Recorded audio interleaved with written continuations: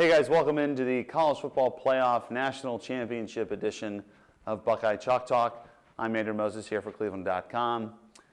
When you start talking about Oregon and what Ohio State's going to face Monday night in Arlington, you obviously start with their offense. And the tempo offense, a phrase you've heard ad nauseum all season, it sounds like, that what Oregon's doing and how they're doing it, and no one can stop it. And you got analysts from the NFL and college saying, this is the best offense ever, how Marcus Mariota might be the best quarterback ever. There's no way Ohio State can stop them. Well, I think there actually is a way to stop them, because the key to the tempo is not just trying to hurry up plays, trying to make a defense tired. For the offense, that's just an added bonus. What Oregon's trying to do with their tempo offense is they're trying to make sure that a defense is absolutely perfect in knowing its assignments, getting lined up, and understanding exactly what it needs to do. And throughout the game you saw against Florida State, there were times when Florida State did a very nice job when they were able to tackle well in space and when they stuck to their assignments. There were other times where Oregon guys just seemed to be wide open, very easy throws for Mariota and big plays for Oregon. Obviously, with all the turnovers Florida State had, the game became a rout. So one of those examples of really sort of tricking the defense into thinking they know what's coming next, then throwing one over them is on this play here. So as we go to the play, Florida State is in a pretty unique defense. I can't say I've seen a lot of this. They currently have, in this formation, 7 defensive backs on the field. This is 1st and 10. As you can see, as I move out of the way here, you can see the score, 25-20. Very tight game. Florida State had just scored, had all the momentum, was coming back here in the third quarter. So this is a huge possession. If Oregon was if they got stopped and Florida State got the ball back, Florida State obviously could go down and take the lead. So Florida State's not in a prevent defense. This is what they did for a lot of the game. So you still have your 3-down linemen here. You got a linebacker back here. But these two guys at the bottom of the screen here are both safeties, both defensive backs. And this guy here in the middle of the field is just sort of playing a robber. He's also a safety. So with so many fast guys, you think, okay, they're going to be able to keep Oregon in front of them and be able to stop a deep pass. But again, Oregon's offense has a way of getting people wide open. And the situation here, if you saw the game, Kirk Herbstreit did a nice job breaking this down after the touchdown. But if you see the tight end here, as we go over to Oregon's offense, the tight end here at the top of the screen, sort of in a wing position.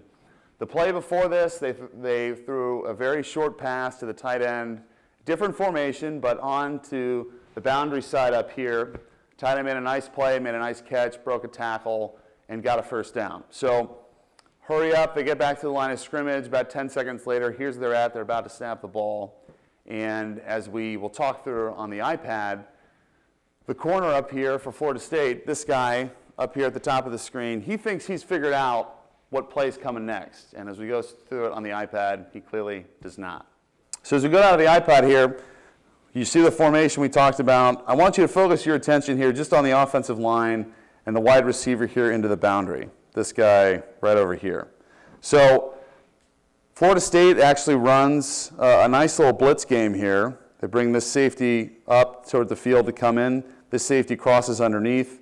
Oregon's offensive line does a nice job. They pick up the blitz. Center comes out, he gets this end. The nose comes over, we got the end here. So a pretty standard job by Oregon's offensive line. The trick to the play here is this tight end just goes out for a little simple sort of down and out. Now this linebacker for Florida State, he's got him in coverage. You see him react immediately. Once he sees the tight end release out, he's going. Now this corner up here for Florida State on the right here, he's in soft coverage. He's about 8-10 yards off the ball.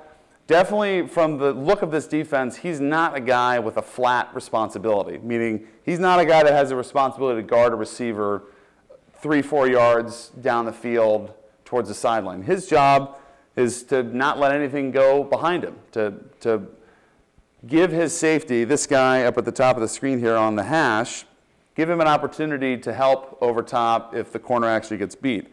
This corner here, though, has seen this look before, this little dump pass with the running back here helping over to block. He's Mariota's eyes. He doesn't really roll, but you can tell by he's looking at the tight end immediately. So this corner doesn't really do his job here.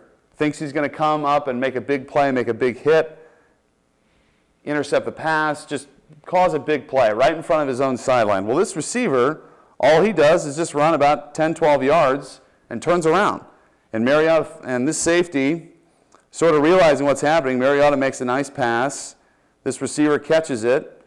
The safety gets over too late, isn't able to make the tackle, and you got a huge gain for a touchdown. So not a complex play, not something that's like, wow, that was really revolutionary for offensive football. But again, when you throw in the tempo, when you throw in showing looks that a defense sees over and over and simple plays that, okay, I figured this out, I know what to do here, you really don't. That's what Oregon has been so successful at since they had Chip Kelly back 5, 6 years ago, and now with Mark Helfrich. So what does Ohio State do? Well, a thing that should make Ohio State fans a little confident, not a lot, but a little bit.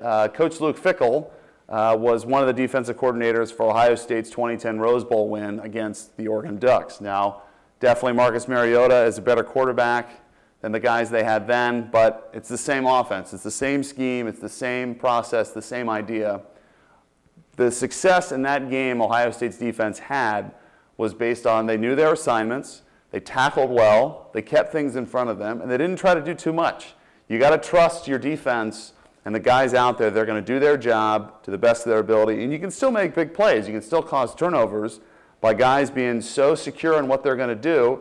They just do it as fast as they possibly can. Urban Meyer talks about that all the time, playing fast, playing downhill, and you can still have a positive impact through that and make some big plays. So we'll see how it plays out. It should be a great game. I think Ohio State's defense will definitely be the best defense Oregon has faced all year, and we'll see how that great offense performs down in Jerry's world in Arlington, Texas. For cleveland.com, I'm Andrew Moses. Enjoy your national championship game.